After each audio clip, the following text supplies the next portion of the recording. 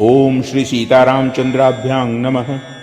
श्रीमद् वाल्मीकि रामायण अरण्य कांडम 69तमः सर्ग यानी सर्ग 69।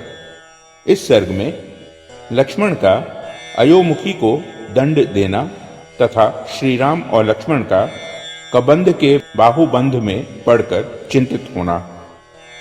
कृत्वैव मुदकं तस्मै प्रस्थितो राघवो तदा अवेक्षन्तो वने सीतांग जगमतुः पश्चिमांग दिशम। इस प्रकार जटायु के लिए जलांजलि दान करके वे दोनों रघुवंशी बंधु उस समय वहां से प्रस्थित हुए और वन में सीता की खोज करते हुए पश्चिम दिशा यानी नैऋत्य कोण की ओर गए। तांग दिशं दक्षिणांग गत्वा शर चापासिधारिणो अभिप्रहत मेक्ष्वाको पंथानं प्रतिपेदतुः। धनुष बाण और खड़ग धारण किए वे दोनों इक्ष्वाकु वंशी वीर उस दक्षिण पश्चिम दिशा की ओर आगे बढ़ते हुए एक ऐसे मार्ग पर जा पहुंचे जिस पर लोगों का आना जाना नहीं होता था। गुलमैर वृक्षैश्च बहुभिर लताभिश्च प्रवेष्टितम आवृतं सर्वतो दुर्गं गहनं घोर दर्शनम। वह मार्ग बहुत से वृक्षों, झाड़ियों और लता बेलों द्वारा सब ओर से घिरा हुआ था। वह बहुत ही दुर्गम, गहन और देखने में भयंकर था। व्यतिक्रम्य तु वेगेन गृहीत्वा दक्षिणां दिशं सुभीमं तन्महारण्यं व्यतियातो महाबलो। उसे वेग पूर्वक लांघ कर वे दोनों महाबली राजकुमार दक्षिण दिशा का आश्रय ले उस अत्यंत भयानक और विशाल वन से आगे निकल गए।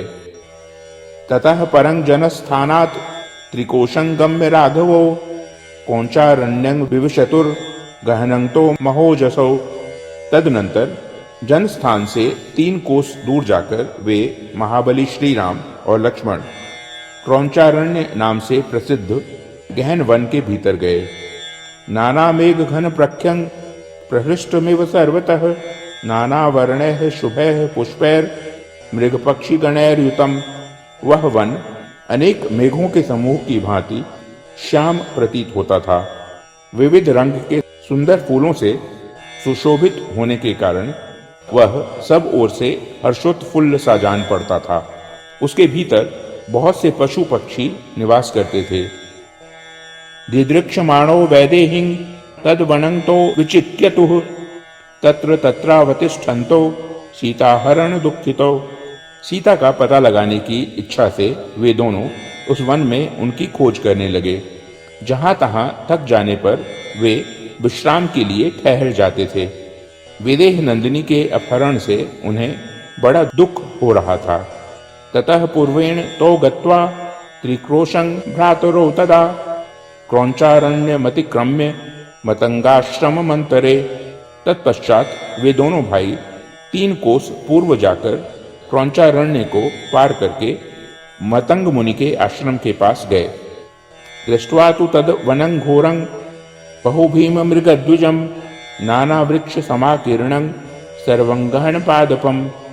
वह वन बड़ा भयंकर था। उसमें बहुत से भयानक पशु और पक्षी निवास करते थे। अनेक प्रकार के वृक्षों से व्याप्त वह सारा वन गहन वृक्षावलियों से भरा था। दधिश्राते गिरो तत्र दरिं दशरथात्मजो पाताल सम गंभीरांग तमसा नित्य समृताम।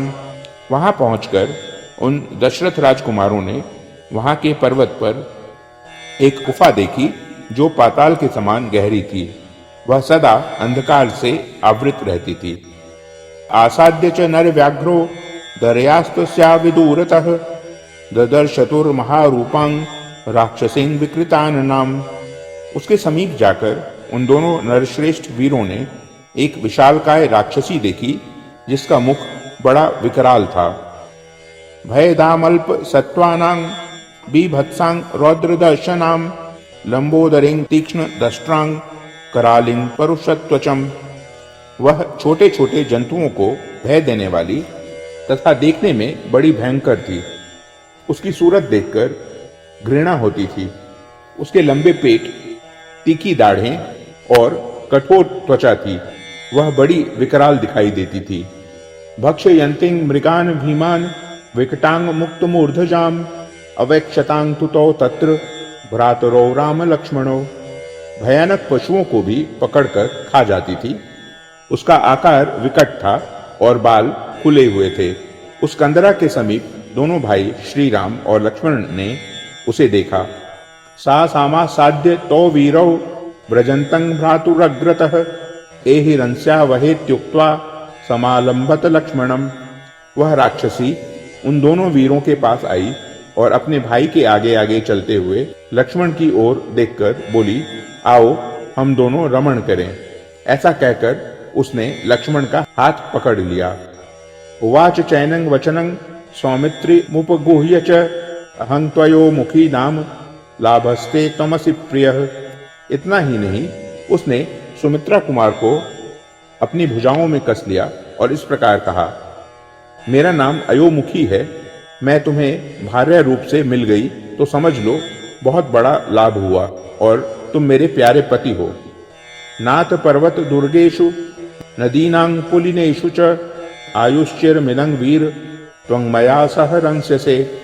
प्राणनाथ वीर, यह दीर्घ काल तक स्थिर रहने वाली आयु पाकर तुम पर्वत की दुर्गम कंदराओं में तथा नदियों के तटों पर मेरे साथ सदा रमण करोगे। एव मुक्तस्तु कुपितः खड्गमुद्धृत्य लक्ष्मणः कर्णनासस्तनं तस्या निचकर्तारिसूदनः। राक्षसी के ऐसा कहने पर शत्रुसूदन लक्ष्मण क्रोध से जल उठे। उन्होंने तलवार निकालकर उसके कान, नाक और स्तन काट डाले। कर्णनासे निकृत्ते तो विस्वरं विननाद सा यथागतं प्रदुद्राव राक्षसी घोर दर्शना। नाक और कान के कट जाने पर वह भयंकर राक्षसी जोर जोर से चिल्लाने लगी और जहां से आई थी उधर ही भाग गई। तस्यांग गतायांग गहनं व्रजंतो वनमोजसा आसीद तुरमित्रघ्नो भ्रातरो राम लक्ष्मणो। उसके चले जाने पर वे दोनों भाई शक्तिशाली श्री राम और लक्ष्मण बड़े वेग से चलकर एक गहन वन में जा पहुंचे।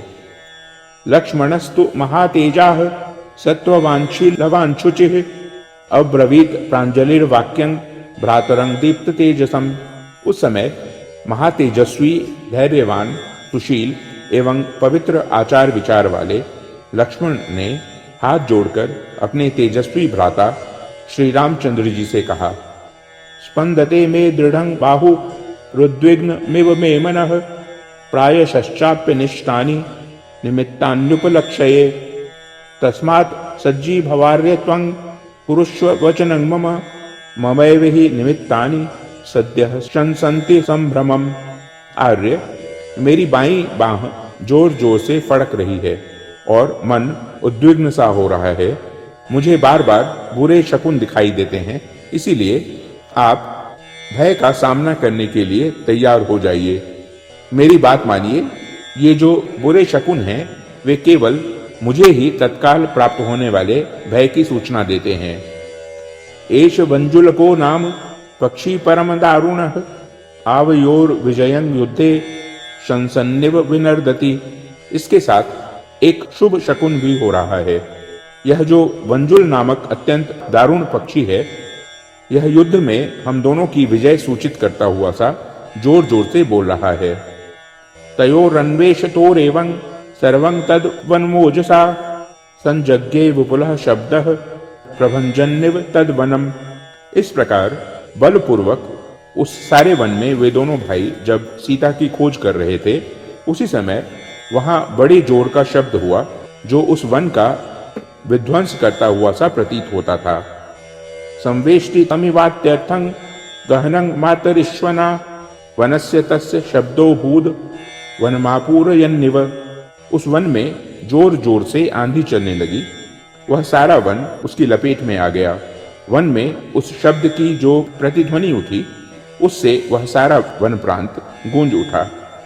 तं शब्दं कांक्षमाणस्तु रामः खड्गी सहानुजः ददर्श सुमहाकायं राक्षसं विपुलोरसम।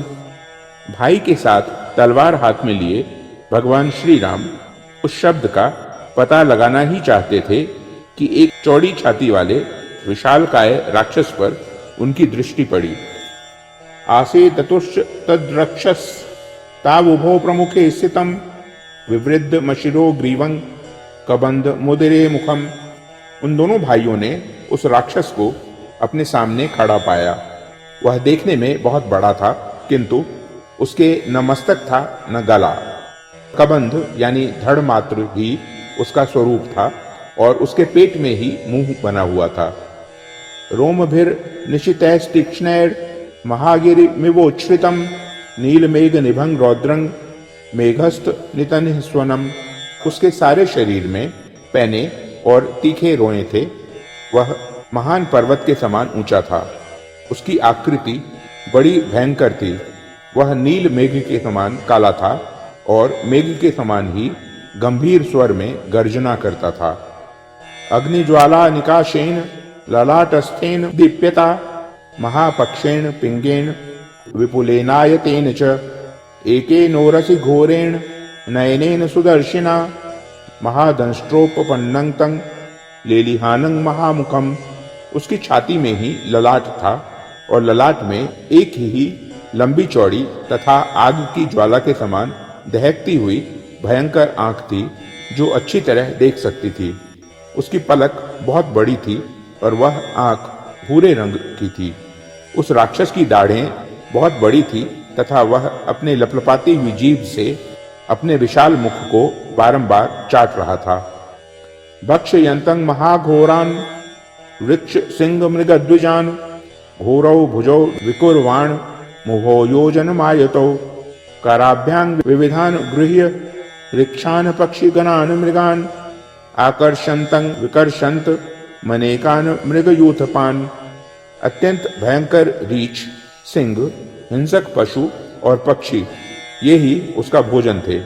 वह अपनी एक एक योजन लंबी दोनों भयानक भुजाओं को दूर तक फैला देता और उन दोनों हाथों से नाना प्रकार के अनेकों भालू, पक्षी, पशु तथा मृगों के युद्धपतियों को पकड़कर खींच लेता था।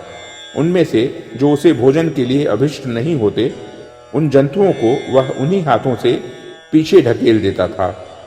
स्थितमावृत्य पंथानं तयोर्भ्रात्रोः प्रपन्नयोः अथ तं समतिक्रम्य क्रोशमात्रं ददर्शतुः महान्तं दारुणं भीमं कबंधं भुज संवृतं कबंधमिव संस्था नादति घोर प्रदर्शनम। दोनों भाई श्री राम और लक्ष्मण जब उसके निकट पहुंचे तब वह उनका रास्ता रोककर खड़ा हो गया। तब वे दोनों भाई उससे दूर हट गए और बड़े गौर से उसे देखने लगे। उस समय वह 1 कोस लंबा जान पड़ा। वह राक्षस की आकृति केवल कबंध यानी धड़ के ही रूप में थी, इसलिए वह कबंध कहलाता था। वह विशाल, हिंसापरायण, भयंकर तथा 2 बड़ी बड़ी भुजाओं से युक्त था और देखने में अत्यंत घोर प्रतीत होता था। स महाबाहुर्त्यर्थं प्रसार्य विपुलो भुजौ जग्राह सहितावेव राघवौ पीड़यन् बलात्। उस महाबाहु राक्षस ने अपनी दोनों विशाल भुजाओं को फैलाकर उन दोनों रघुवंशी राजकुमारों को बलपूर्वक पीड़ा देते हुए एक साथ ही पकड़ लिया। खड्गिनो दृढ़ धन्वानो तिग्म तेजो महाभुजो भ्रातरो विभीषण प्राप्तो कृष्यमाणो महाबलो। दोनों के हाथों में तलवारें थी, दोनों के पास मजबूत धनुष थे और वे दोनों भाई प्रचंड तेजस्वी, विशाल भुजाओं से युक्त तथा महान बलवान थे। तो भी उस राक्षस के द्वारा खींचे जाने पर विवशता अनुभव करने लगे। तत्र धैर्याच्च शूरस्तु राघवो नैव विव्यथे बाल्यादनाश्रयाश्चैव लक्ष्मणस्त्वभिविव्यथे। उस समय वहां शूरवीर रघुनंदन श्री राम तो धैर्य के कारण व्यथित नहीं हुए, परंतु बाल बुद्धि होने तथा धैर्य का आश्रय न लेने के कारण लक्ष्मण के मन में बड़ी व्यथा हुई। उवाच च विषन्नः सन् राघवं राघवानुजः पश्यमांग विवशं वीर राक्षसस्य वशंगतम। तब श्री राम के छोटे भाई लक्ष्मण विषादग्रस्त हो श्री रघुनाथ जी से बोले, वीरवर देखिए, मैं राक्षस के वश में पड़कर विवश हो गया हूं। मयैकेन तु निर्युक्तः परिमुच्यस्व राघव मांग ही भूत बलिंग दत्वा पलायस्व यथा सुखम। रघुनंदन, एकमात्र मुझे ही इस राक्षस को भेंट देकर आप स्वयं इसके बाहुबंधन से मुक्त हो जाइए। इस भूत को मेरी ही बलि देकर आप सुखपूर्वक यहाँ से निकल जाइए। अधिगंतासि वैदेही मचिरेणेति मे मतिः प्रतिलभ्य च काकुत्स्थ पितृपैता महिं महिम तत्र मांग राम राज्यस्थः स्मर्तुमर्हसि सर्वदा। मेरा विश्वास है कि आप शीघ्र ही विदेह राजकुमारी को प्राप्त कर लेंगे। कुकुत्स कुलभूषण श्री राम वनवास से लौटने पर पिता पितामहों की भूमि को अपने अधिकार में लेकर जब आप राज सिंहासन पर विराजमान होइएगा, तब वहां सदा मेरा भी स्मरण करते रहिएगा। लक्ष्मणे नैव मुक्तस्तु रामः सौमित्रं ब्रवीत मास्म त्राशं वृथा वीर नहीं त्वादृग विषीदति। लक्ष्मण के ऐसा कहने पर श्री राम ने उन सुमित्रा कुमार से कहा, वीर, तुम भयभीत न हो। तुम्हारे जैसे शूरवीर इस तरह विषाद नहीं करते हैं। एतस्मिन्नन्तरे क्रूरो भ्रातरो राम लक्ष्मणो तावुवाच महाबाहु कबंधो दानवोत्तमः। इसी बीच में क्रूर हृदय वाले दानव शिरोमणि महाबाहु कबंध ने उन दोनों भाई श्री राम और लक्ष्मण से कहा, कौ युवांग वृषभस्कंधो महाखड़ग धनुर्धरो घोरंग देशमिमं प्राप्तो दैवेन मम चाक्षुषो वदतं कार्य मेह वांग किमर्थं चागतौ युवाम। तुम दोनों कौन हो? तुम्हारे कंधे बैल के समान ऊंचे हैं। तुमने बड़ी बड़ी तलवारें और धनुष धारण कर रखे हैं। इस भयंकर देश में तुम दोनों किस लिए आए हो? यहाँ तुम्हारा क्या कार्य है? बताओ। भाग्य से ही तुम दोनों मेरी आंखों के सामने पड़ गए। इमं देशमनुप्राप्तो क्षुधार्त सेह तिष्ठतः सबाण चाप खड्गोच तीक्ष्ण श्रृंगा विवर्षभो मांग तूर्ण मनुसंप्राप्तो दुर्लभं जीवितं हिवाम। मैं यहाँ भूख से पीड़ित होकर खड़ा था और तुम स्वयं धनुष बाण और खड़ग लिए तीखे सींग वाले दो बैलों के समान तुरंत ही इस स्थान पर मेरे निकट आ पहुंचे। अतः अब तुम दोनों का जीवित रहना कठिन है। तस्य तद वचनं श्रुत्वा कबंधस्य दुरात्मनः उवाच लक्ष्मणं रामो मुखेन परशुष्यता पृच्छ्रात पृच्छ्रतरं प्राप्य दारुणं सत्य विक्रम व्यसनं जीवितांताय प्राप्तं प्राप्य तां प्रियाम। दुरात्मा कबंध की ये बातें सुनकर श्री राम ने सूखे मुख वाले लक्ष्मण से कहा, सत्य पराक्रमी वीर, कठिन से कठिन असह्य दुख को पाकर हम दुखी थे ही, तब तक पुनः प्रियतमा सीता के प्राप्त होने से पहले ही हम दोनों पर यह महान संकट आ गया जो जीवन का अंत कर देने वाला है। कालस्य सुमहद वीर्यं सर्वभूतेषु लक्ष्मण त्वां च मां च नर व्याघ्र व्यसनैः पश्य मोहितो नहि भारोस्ति दैवस्य सर्वभूतेषु लक्ष्मण। नरश्रेष्ठ लक्ष्मण, काल का महान बल सभी प्राणियों पर अपना प्रभाव डालता है। देखो ना, तुम और मैं दोनों ही काल के दिए हुए अनेकानेक संकटों से मोहित हो रहे हैं। सुमित्रा नंदन, दैव अथवा काल के लिए संपूर्ण प्राणियों पर शासन करना भार रूप यानी कठिन नहीं है। शूराश्च बलवंतश्च कृतास्त्राश्च रणअजिरे कालाभिपन्नाः सीदन्ति यथा वालुक सेतवः। जैसे बालू के बने हुए पुल पानी के आघात से ढह जाते हैं, उसी प्रकार बड़े बड़े शूरवीर, बलवान और अस्त्रवेत्ता पुरुष भी सम्रांगण में काल के वशीभूत हो कष्ट में पड़ जाते हैं। इति ब्रुवाणो दृढ़ सत्य विक्रमो महायशादाशरथि प्रतापवान अवेक्ष्य सौमित्रि मुदग्र विक्रमः स्थिरां तदा स्वांग मतिमात्मना करोत्। ऐसा कहकर सुदृढ़ एवं सत्य पराक्रम वाले महान बल विक्रम से संपन्न महायशस्वी प्रतापशाली दशरथ नंदन श्री राम ने सुमित्रा कुमार की ओर देखकर उस समय स्वयं ही अपनी बुद्धि को सुस्थिर कर लिया। इत्याशय श्रीमद् रामायणे वाल्मीकिये आदि काव्ये अरण्यकांडे एकोनसप्ततितमः सर्गः। इस प्रकार श्री वाल्मीकि निर्मित आश रामायण आदि काव्य के अरण्य कांड में 69वां सर्ग पूरा हुआ। ओ